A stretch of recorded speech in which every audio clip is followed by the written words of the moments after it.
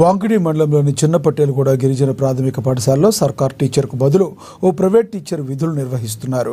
ప్రభుత్వ ఉపాధ్యాయురాలు తన పాఠశాలకు రాలేక గ్రామంలోని ఒక యువతిని నెలకు 5,000 జీతం చెల్లిస్తూ తన బదులు విధులు నిర్వహించేందుకు నియమించుకున్నట్లు స్థానికులు చెబుతున్నారు. ఇక ఉపాధ్యాయురాలు వారంలో 2 లేదా రోజులు వచ్చి వెళ్తున్నట్లుగా ఆరోపించారు. తనిఖీ చేసి చర్యలు తీసుకోవాల్సిన అధికారులు పట్టించుకోకపోవడంతో సదరు ప్రభుత్వ ఉపాధ్యాయురాలు ఇష్టారాజ్యంగా విధులు నిర్వహిస్తున్నారని ఆరోపణలున్నాయి. విచారణ జరిపి చర్యలు తీసుకుంటామని అధికారులు చెప్పారు.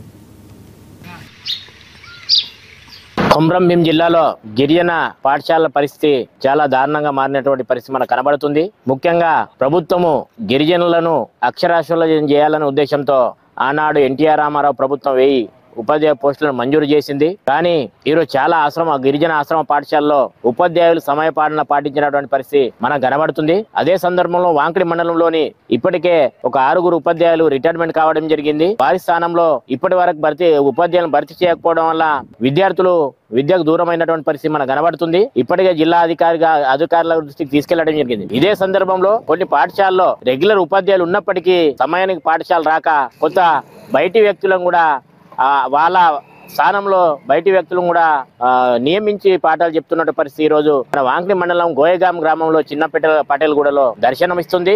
ఈరోజు లక్షలలో జీతం తీసుకుంటూ ఈరోజు విధులకు సరైన సమయానికి విధులు రాక ఈరోజు గిరిజనులకు వాళ్ళు విద్యాపరంగా నష్టం చేస్తున్నారని మేము ఆరోపిస్తూ ఉన్నాం. కాబట్టి దీనిపై పూర్తి స్థాయిలో విచారణ జరిపి చర్యలు తీసుకోవాలి. గిరిజన విద్యార్థుల విద్యాభివృద్ధికి ఇప్పటికైనా పాటుపడాలి. ఆ ఉపాధ్యాయురాలు సమయానికి పాఠశాలకు రావాల్సిందిగా జిల్లాధికారులు పూర్తి స్థాయి